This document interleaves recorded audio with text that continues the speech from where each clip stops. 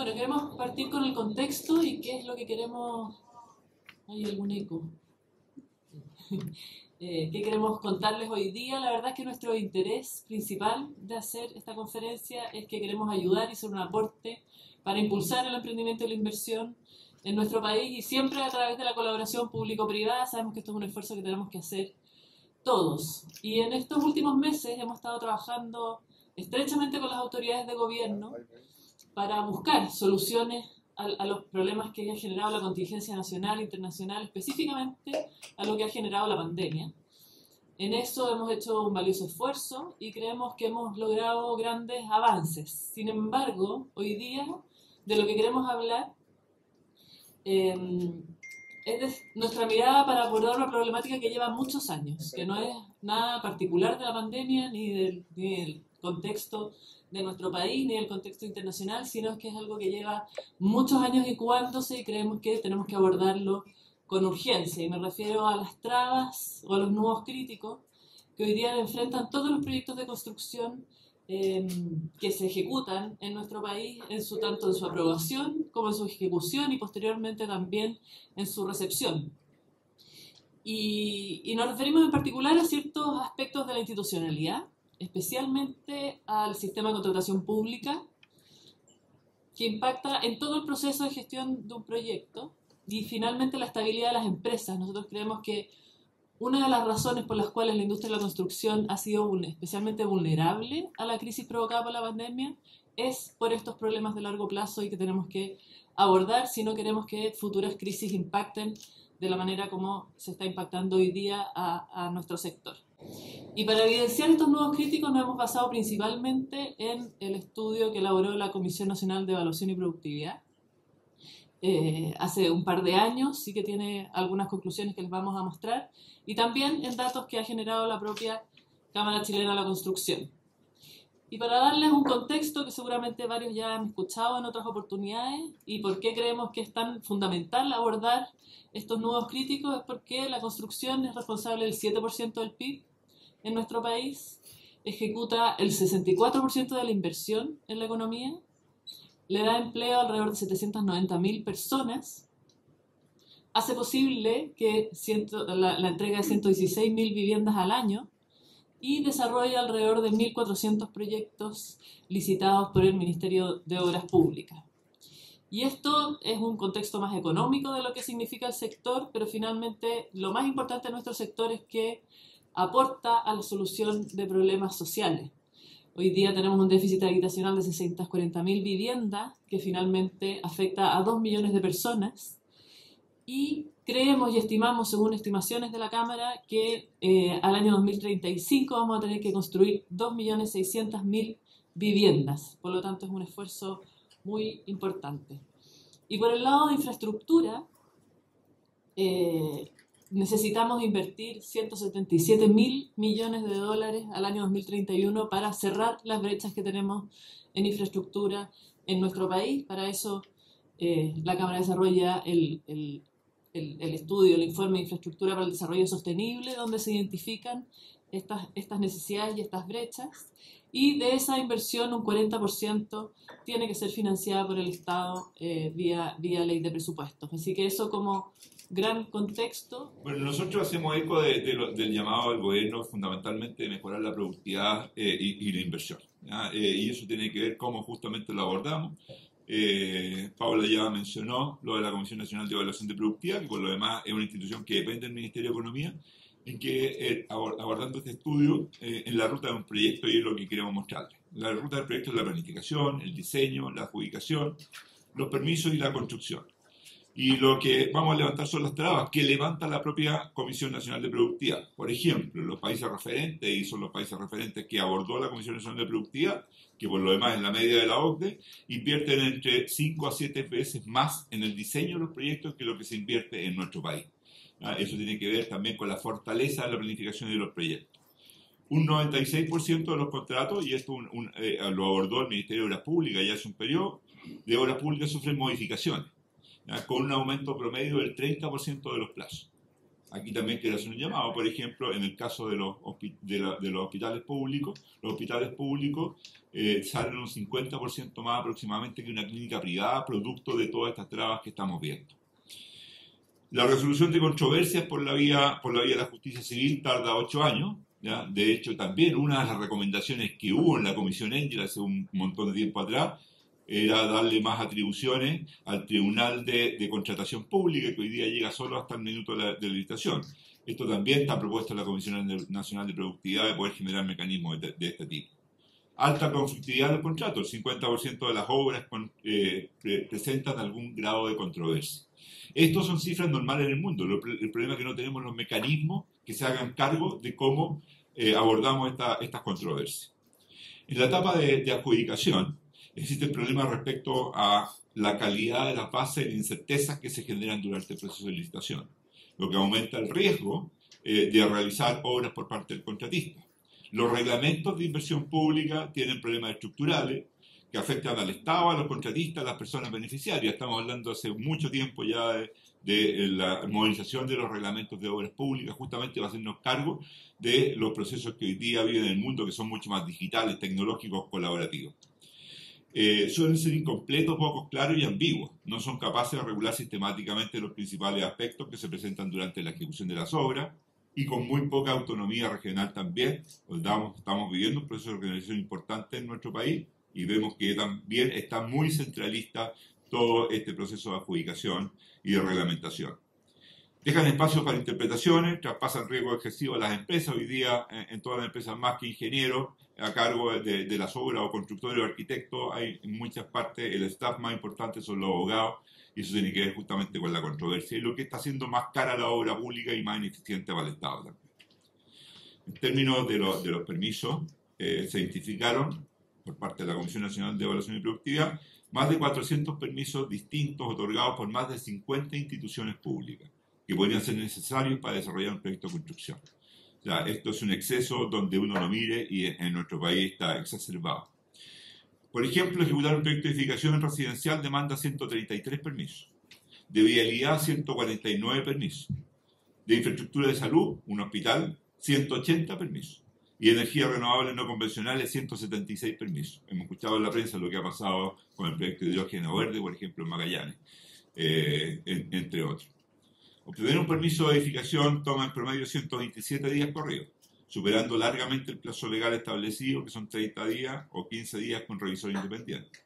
Ayer también se hizo una presentación por parte de la Cámara en la Comisión de Vivienda del Parlamento, donde se expone que los tiempos de construcción son menores a los tiempos de tramitación. En un proyecto inmobiliario, el tiempo completo en promedio de tramitación de permisos son 32 y la construcción son 15. O sea, por más del doble superan toda la permisología, todas las trabas y toda la burocracia, más que durante la construcción. Y un ejemplo en la actualidad, por las dificultades que para obtener los permisos, está el IMIF, que ya lo va a explicar el presidente, que por esta entrada en vigencia de esta norma, podrían llegar a no ejecutarse más de 22.000 viviendas asociadas a programas sociales durante este año 2022. Y la propuesta nuestra es que utilicemos estos elementos y estudios que ya están para poder enfrentar ya la solución y atacar el problema. O sea, pasemos a la acción.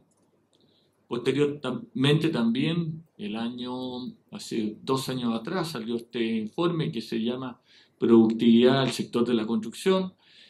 En él entrega 73 recomendaciones, 55 administrativas, 18 legales, que resolverían en una buena parte las trabas que hoy día nosotros estamos planteando, y ante la situación hoy día del país se han hecho críticas, pero esto ya debiéramos haber empezado a trabajar antes.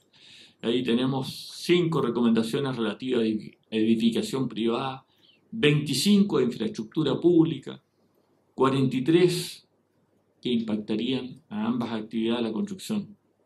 Y también hay 13 medidas que son urgentes, es decir, no inventemos la rueda, estas cosas están, se las hemos hecho llegar también a las autoridades de este gobierno para trabajar en base a algo que de alguna manera ya debiéramos haber empezado hace tiempo.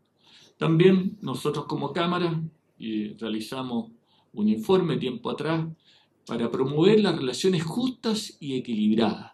Carlos ha mencionado que dentro de la contratación de proyectos, una buena parte de la conflictividad de los proyectos están relacionados porque no hay relaciones equilibradas entre las partes. Y eso se transforma en definitiva en un conflicto, y ese conflicto encarece los proyectos de construcción, y esos conflictos demoran más en que se realicen los proyectos de construcción. Ahí también podemos decir que hay 9 propuestas y 2 de ellas, por ejemplo, implementar los contratos colaborativos entre el MOP y los contratistas, incorporar en los contratos mecanismos de resolución temprana de controversia. Ahora, en el corto plazo, nosotros creemos, y por favor detengámonos un minuto, que en el espíritu de esta reunión de hoy, a nosotros nos interesa, queremos reiterar que nos interesa que aportar al país soluciones en cuanto a vivienda, infraestructura y la creación de empleo. Paula lo dijo al inicio, para nosotros la inversión privada y público-privada es fundamental para la creación de empleo en este país y para la creación de empleo de calidad que tanto necesitamos. Dentro de las medidas del corto plazo, proponemos hacer cumplir el pago oportuno de los servicios contratados. Algo súper obvio, me dirán ustedes. Existe una ley de pago 30 días, pero esa ley de pago 30 días nosotros, de acuerdo a nuestra experiencia, no funciona. Porque se lo he comentado en otras oportunidades, que hay una manera de evadir esta ley, es a través de impedir la facturación de los trabajos realizados. Y eso creemos que nos tiene hoy día en una buena parte en la situación, es responsable de una buena parte de la situación que estamos viviendo. Y eso hay que resolverlo, solucionarlo. Es una práctica conocida de muchas empresas que a los servicios no lo dejan facturar. Después, en la agenda pro inversión. El gobierno hace un par de meses atrás levantó una agenda pro inversión, y en ese sentido nosotros queremos decir que el encargado por parte del gobierno ha sido el Ministerio de Economía, y lo que nosotros queremos en este punto es materializarlo con urgencia. Están las medidas, pero hoy día el sentido de urgencia, la palabra urgencia, la implementación de esas medidas pro inversión, creemos que son fundamentales ante la situación que estamos viviendo. El tercer punto es designar un líder y comprometer. Si bien comprometer y para concretar las recomendaciones, como lo decíamos anteriormente, de la Comisión Nacional de Productividad. Y eso están las recomendaciones, pero necesitamos ahí un líder que se haga cargo de la implementación y concretar esas recomendaciones. Hoy día se ha asignado en el Ministerio de Economía, pero sabemos que el ministro, que naturalmente podría ser un líder en este tema, tiene una cartera, supongo, mucho más allá que concretar esta agenda, de manera que nosotros pedimos ahí que tengamos un líder. El cuarto punto es la creación de una línea de financiamiento especial. Existen los FOGAPE, pero las empresas del rubro de la construcción no entran a la categoría de pymes y MIPYMES, siendo empresas muy pequeñas, dado que la facturación que cualquier empresa, aunque sea pyme o MIPYME, es muy alta en relación a su tamaño de empresa, hoy día no es posible que esas empresas se acojan a ninguna de estas ayudas estatales a través de los FOGAPE.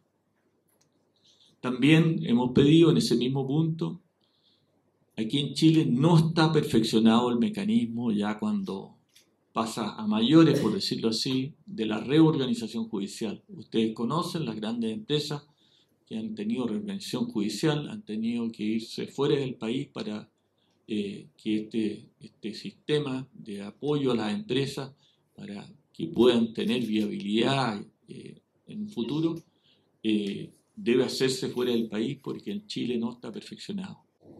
Hola, ¿qué tal? Buenos días. Quiero comentarles un poco más lo que le importa muchísimo a la gente, ¿no? Más en lo terrenal de ellos del día a día. Un estudio de la Universidad de Talca dice que quebraron 250 constructoras. ¿Qué va a pasar con las obras que queden en stand-by, que todavía no se pueden concretar? ¿Qué análisis hacen ustedes al respecto? Y también hablar del desempleo que va a generar también esta situación. Sí, bueno, esa es una situación compleja. Pensemos que esas empresas están relacionadas, es un número de empresas relacionado al número de quiebras, no a nivel nacional en relación al número de empresas que construyen. Pero efectivamente lo que pasa ahí, a ver, el impacto en los proyectos que se descontinúan por una quiebra, el retomar esos proyectos, nosotros de acuerdo a nuestras estimaciones, tiene un costo del orden de un 50% adicional, ¿no? O sea, ese es un impacto fuerte en la construcción. Lo segundo también que tiene un impacto, como usted dice, en las personas, ¿no? Es un impacto complejo en las personas. Nosotros en eso tengo que decirle que como Cámara Chilena de la Construcción, que tenemos un plan de apoyo en el área social. Nosotros como Cámara invertimos $20 millones anuales en programas de apoyo, de asistencia social a nuestros trabajadores. Y en ese punto hemos tenido que reactivar hoy día el programa de apoyo cesante, ¿no? Y en eso estamos. Pero para ello nuestro llamado es a anticipar, y este es el objetivo de este punto, anticipar, a tomar medidas para evitar que esta situación se siga expandiendo, por decirlo así. Presidente, si me permite complementar, hoy día efectivamente, según un catastro que nosotros tenemos y que lo hemos publicado, tenemos más de 370 contratos en peligro de ser abandonados por las empresas, que impacta a más de 9,5 millones de chilenos que son usuarios. Estamos hablando de CEFAM, estamos hablando de municipios, estamos hablando de escuelas. Y lo que hemos abordado aquí hay dos elementos fundamentales. Uno, el financiamiento, que es lo que acabamos de ver, que tengamos los instrumentos para poder financiar estas obras. Hoy día la banca está bien cerrada al sector de la construcción. Y el segundo tiene que ver cómo somos capaces de reajustar los contratos que partieron durante el 2021, 2020, 2021, en que han sufrido sobrecostos del orden del 35%, no son sobretables por ninguna empresa, y esa es la causal de por qué estamos viendo esta regresión, estas quiebras.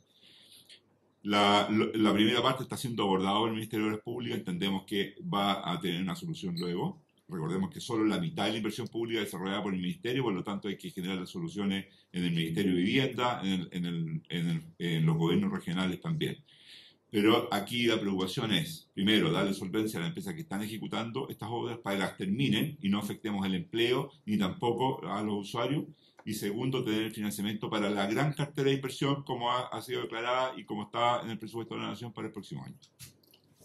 A propósito, muy buenos días. A propósito de lo que usted señalaba, bueno, la Contraloría ya le dio el visto bueno a esta opción de que se reajusten los contratos, pero dicen solo un 20%. ¿Tienen información desde cuándo va a ser eso? ¿Cómo se va a ejecutar? Porque también hay un límite de estos contratos, de reajustar los contratos finalmente que tienen con el Ministerio de Obras Públicas. Lo que tenemos es claridad, nosotros todavía no conocemos el decreto hasta que está totalmente tramitado, que entiendo que tiene que salir publicado en el diario oficial y lo más probable es que salga esta semana, si no a principios de la próxima, es que va a resolver el problema de 1.400 obras. El ministro siempre lo ha dicho aquí, la idea es salvar las obras y poder rescatar todas las obras. A 1.400 obras estaría generando e impactando esto. Recordemos que son contratos, efectivamente siempre uno podría esperar más, pero son contratos que no tenían reajuste y el obtener, aunque sea un tope de un 20%, va a permitir rescatar mucho de estas empresas. Hay varias empresas que quieren terminar sus obras, ya saben que aún van a tener alguna pérdida, pero esto les va a impactar y va a poder lograr terminar las obras, ¿ya? Y no caer en empleo. Yo creo que es una buena medida, pero como lo mencioné anteriormente, nosotros solo el 50% de la inversión es por el Ministerio de las Públicas. Estamos buscando los esfuerzos también. El otro 50% de la inversión que tiene que ver con el SERVI, tiene que ver con los gobiernos regionales. Así se lo planteamos también antes de ayer a la Comisión de Obras Públicas del Parlamento, donde nos citaron por la quiebra del CDB y lo planteamos también de poder rescatar y poder implementar también estos mecanismos a los otros sectores y entidades públicas. Sí, esta es otra consulta un poco más general para el panel.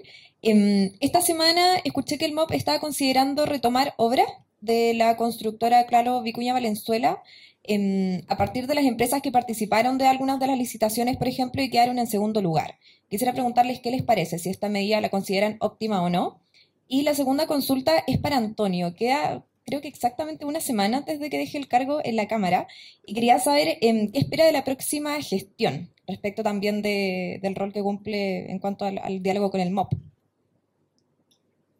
La primera parte yo creo que efectivamente hay que acelerar solo un par de contratos. Esto tiene hoy día, el CDB está en liquidación, por lo tanto hay un liquidador en la empresa, y las gestiones están viéndose entre el liquidador y el Ministerio de Obras Públicas. Yo creo que sí, hay proyectos que están bastante avanzados, que tienen un avance importante, y lo más probable en beneficio fundamentalmente de los usuarios de estos proyectos es que sean terminados. O sea, por ejemplo, hay un par de vías importantes en ciudades en que están todas destruidas porque están demolidas y se paralizó la construcción y está afectando a una serie de locatarios y el comercio que está establecido en esa zona. Así que lo más lógico es acelerar los procesos, que lo hemos visto en los plazos que genera la burocracia, y acelerar esos procesos para poder hacerlo así y que se adjudique el segundo no hace todo sentido porque además es un proceso de licitación en que participó la empresa también.